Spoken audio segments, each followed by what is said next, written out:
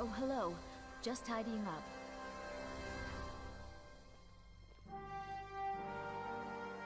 I swear to you, unnatural magics are coming from that cave. There are strange noises and lights.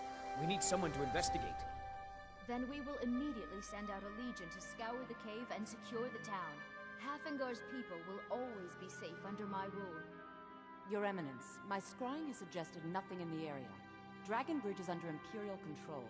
This is likely superstitious nonsense. Perhaps a more tempered reaction might be called for? Oh, yes, of course, you were right. Folk, tell Captain Aldous I said to assign a few extra soldiers to Dragon Bridge. Thank you, Jarl Elisif. But about the cave? I will have someone take care of the cave as well, Varnius. You can rest easy. You're dismissed. I've got what I came for. I better get back to Dragon Bridge. I've done my part. Dragon Bridge will have extra guards. Folk Firebeard will find a way to take care of the cave. All right, then.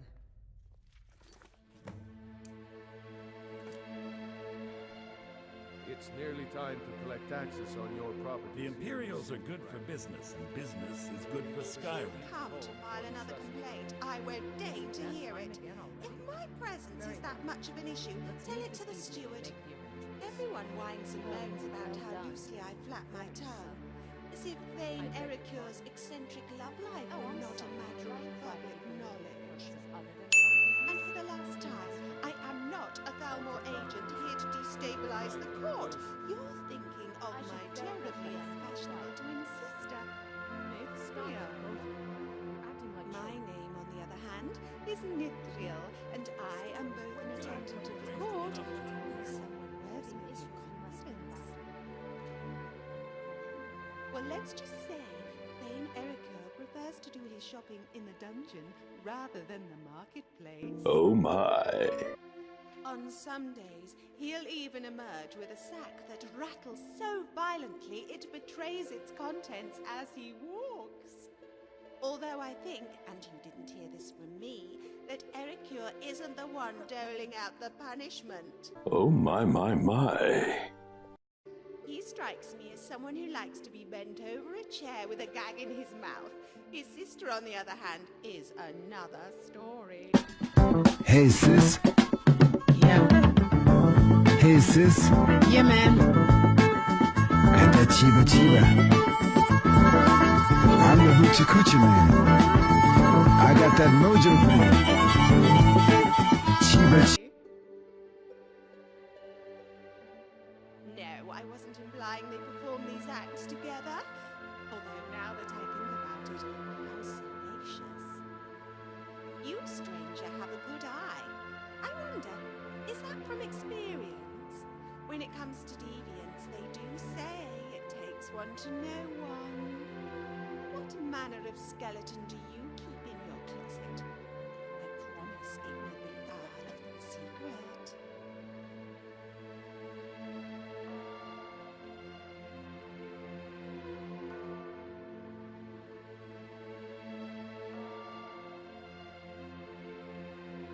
Let me see. Who do I know that's available? Are you opposed to marriage outside your race? On the other hand, I suppose they might be.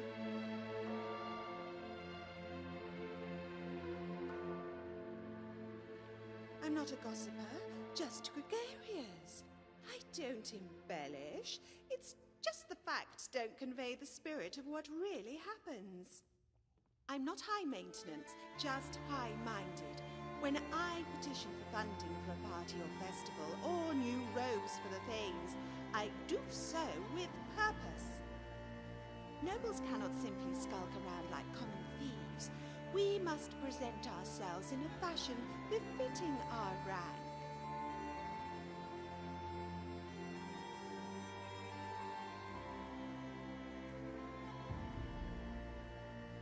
Oh, do tell. You can always confide in me.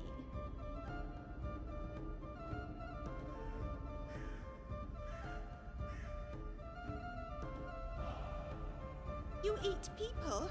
My Arche, I hope not anyone I know, or at least anyone I like. Oh, but don't fret.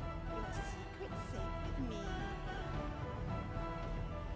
court attendant, I mostly deal with acquiring clothes, silverware, and other accessories from merchants, both local and overseas. The Blue Palace cannot have its residents dressed like common rubes. And by rubes, I mean the lesser nobles that inhabit the other holds. Unfortunately, much of the clothing I had recently shipped in by the East Empire Company was deemed too impractical given Skyrim's frigid weather. Nothing like these peasant bodices the Nords wear. They were garments truly fit for the divine race. You should have seen the quality of lace I had brought in from the Somerset Isle. Silks and linens embroidered with silver and gold. It's rather difficult to feel like oneself, let alone a divine wearing these thick coats and furs. I suppose I will have to make my face all the more stunning to compensate. Indeed, they asked me what I saw, and I told them what I heard. Ulfric Stormcloak shouting King Torrig to pieces! And I do mean that literally. From what I understand, there were chunks of the High King all over the walls of the throne. General Tullius, meanwhile, was screaming at Aldous for letting Ulfric escape. Naturally, Aldous made Rogvir a scapegoat for his own ineptitude. Which is laughable. Rogvir couldn't even find his own bottom, let alone an escape route past the castle guard.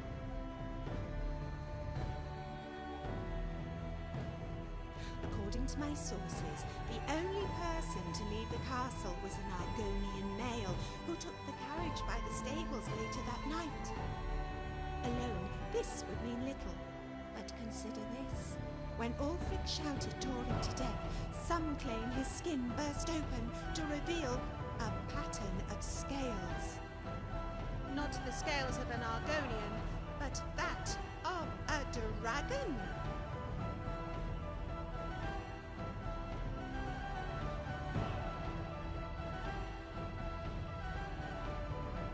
As much as a Khajiit is a cat, a Dunmer is a Daedra, and a wood elf is a tree. So yes, that's exactly what he is. Well, it was rather tragic what Ulfric did to Torrig, but not nearly as tragic as the prehistoric cave garments with which he dresses his generals. The uniforms of his lower-ranked soldiers are bad enough, given their redundancy. But I mean really, a bear's head? I know third-era fashion is all the rage these days, but I think you have to go back a couple of millennia to find a time when animal heads were stylish. If Elisif mourned anything, it was the death of good taste under Stormcloak rule. But I suspect her husband was important too. Well, I can't say all this melancholy has been good for her complexion, but she's still quite fetching. You may not be aware of this, but it requires a great deal of work to live up to the moniker Elisif the Fair. The last thing a lady wants is to have that name said in jest. That still implies that gossip itself is a negative, akin to a paper cut or a particularly vexing housefly. However, I believe it ties the community together. The more we know about each other, the more intimate our relationships. Gossip is inclusive. It allows outsiders such as yourself to easily join the conversation. Spend an hour with me, and you'll know everything about everyone, and truly feel like one of the locals.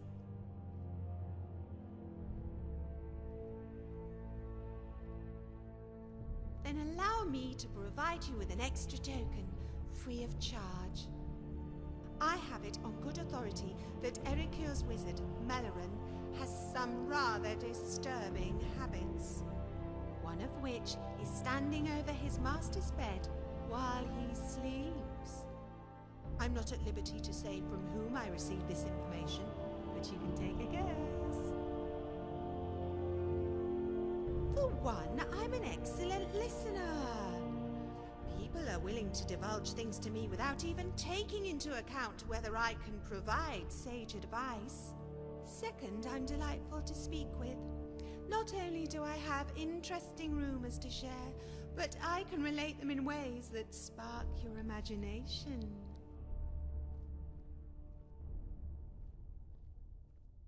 For instance, if I were to tell you Elisif trusts Folk Firebeard with everything, you would likely nod your head and praise the steward.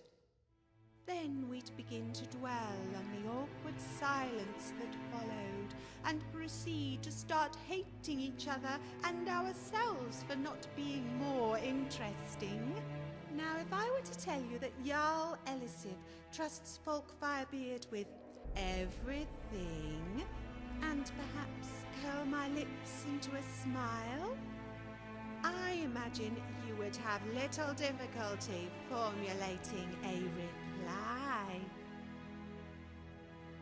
And Ari has put on quite a bit of weight in the past month. It's no wonder she's so bitter, especially when Tari looks so fabulous. Aya never used to cover her hair. Thank Debella she does now. Her locks and her makeup were telling two different stories, and both of them awful. You ever notice that Katla and Greta wear the exact same clothes, and the exact same hat, and the exact same face? And you never see them in the same room together. All I'm saying is, their husbands need to have a talk. Ever notice how pale the court mage is? I know Sybil never leaves the palace during the day. That in itself is quite strange. And it gets stranger. She never eats. And some of the servants have reported odd noises emanating from her quarters in the dead of night. Given her penchant for hunting vampires, some of the servants think we may be dealing with a werewolf. Not that I believe anything of the sort. Oktiev-san saw the face of one of the 8 at the Skiver again. Today it was the face of Julianos in his suit. Yesterday it was Dubella's figure on a towel stain. The day before that he saw Stendar's visage on a piece of mouldy bread. Roland refuses to dignify Oktiev's claims with a response, as he believes they're part of a scheme to pay off his gambling debts. But Silana is such a trusting young woman. She doesn't see that her pity only serves to reinforce his behavior. One of these days, Oktiev is going to ask Silana to inspect the stain of Akatosh on his undergarments. Then she'll draw a line. Atta is a menacing one, isn't he? I suppose it's part of the job description. Men like that are typically kittens behind closed doors.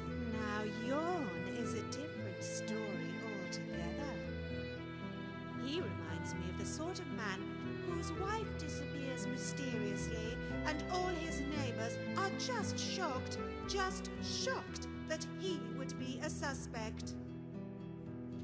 According to Ildi, her and the Skiver Bard have a bit of a rivalry going on, although a rivalry typically requires 2 willing combatants. I'm afraid the Breton doesn't even know Ildi exists. Who would? The way she refuses to socialize with anyone. All right then. Do you have business with the court? Oh, right, the rum. Thank you. I developed a taste for it after a fair-weather trip to Hammerfell. Here, this is for you. You mean the Dragon Bridge issue? I'll be honest with you. I was planning to let that go. Varnius is a bit jumpy at the best of times. There have been reports of weird happenings near Wolfskull Cave.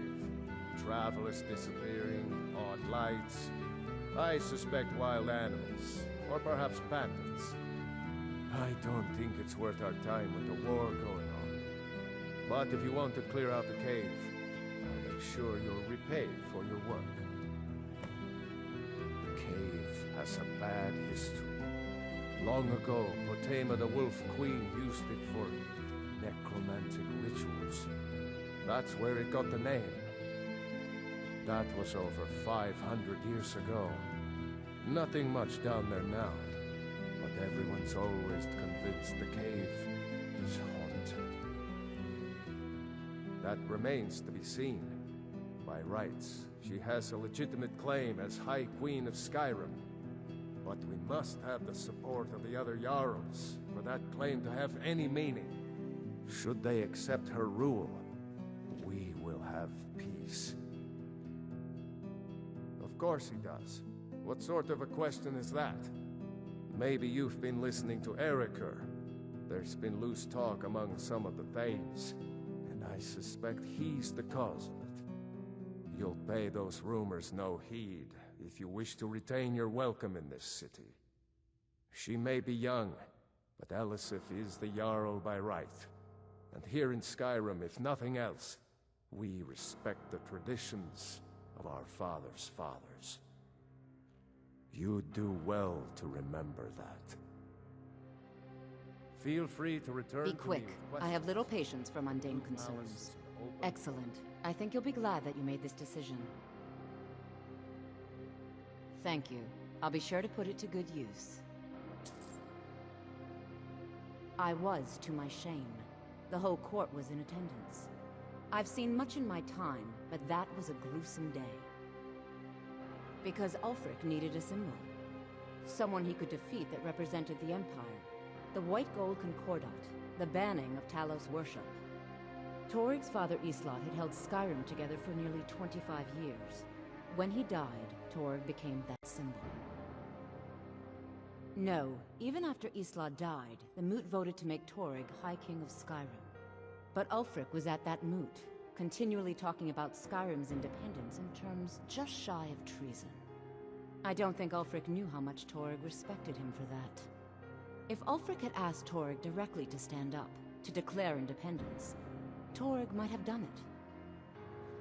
Because the Dominion is a sleeping beast that Skyrim cannot slay alone. Because many Nords are part of the Imperial Army even now. Because the food and resources we get from the Empire are important to our people. Because even if we can't openly worship him, Talos the God was once Tiber Septim the man, and this is his empire. And Toryg wasn't ready to let it fall apart. I was a member of the court during the reign of Toryg's father. It was Toryg who appointed me to the position. Very. I helped raise him. Oh, I could not have been more proud to see Toryg on the throne. He made a fine king, a fine king. I have no time or patience for a student. Perhaps the College of Winterhold will grant you admission. Of course.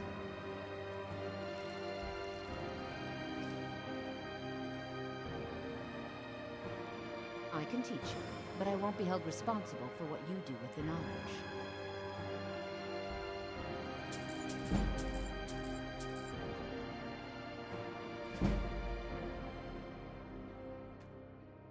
You always brighten my spells and incantations for those with the talent to cast them.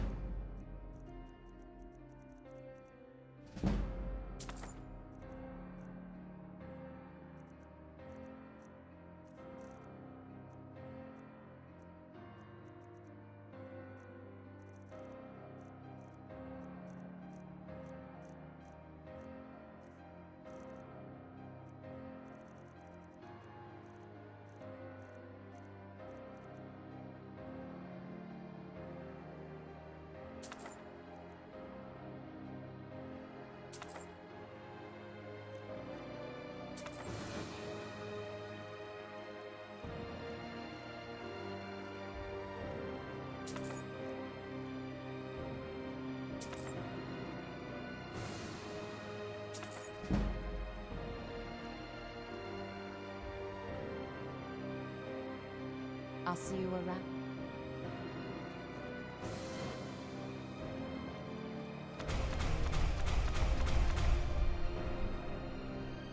Hello, friend. Take care of yourself. At your service.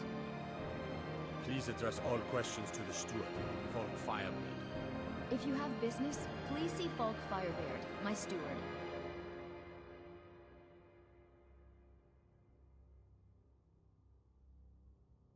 Because that's what traitorous cowards do when they desire power. Ulfric coveted the High King's throne. He thought he deserved it more than Torrig.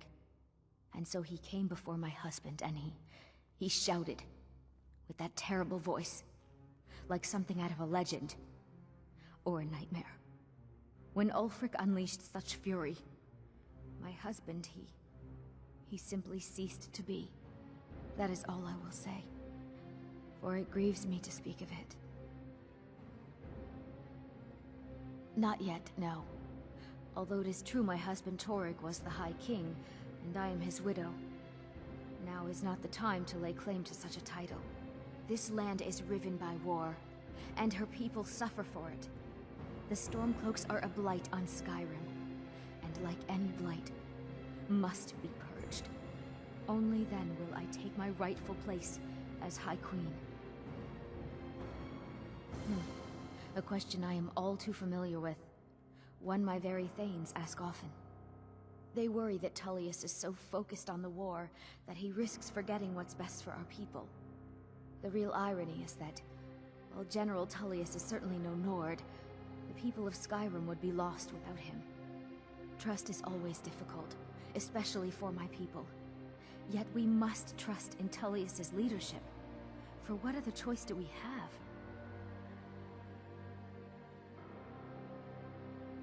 Be...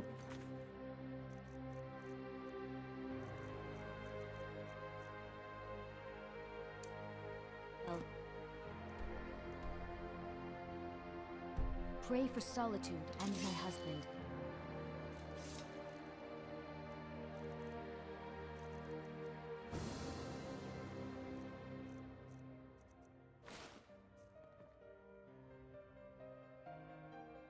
With the passing of my dear husband Torrig, the weighty position of Jarl has fallen to me. Please direct questions to my steward. It's quite fetching, actually. The craftsmanship is excellent. Oh, really? Well, you can tell them that I will be putting in a request for a few dresses quite soon.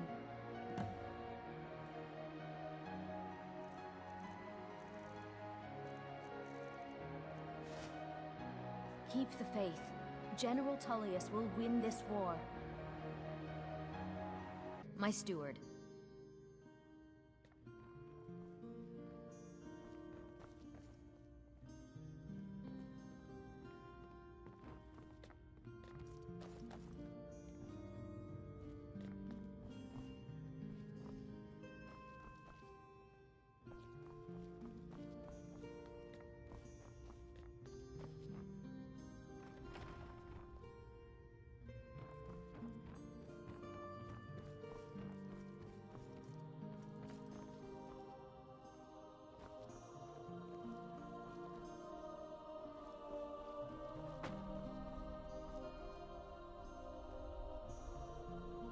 Jarls come and Jarls go, but a good cook stays for a lifetime, and I'm a very, very good cook.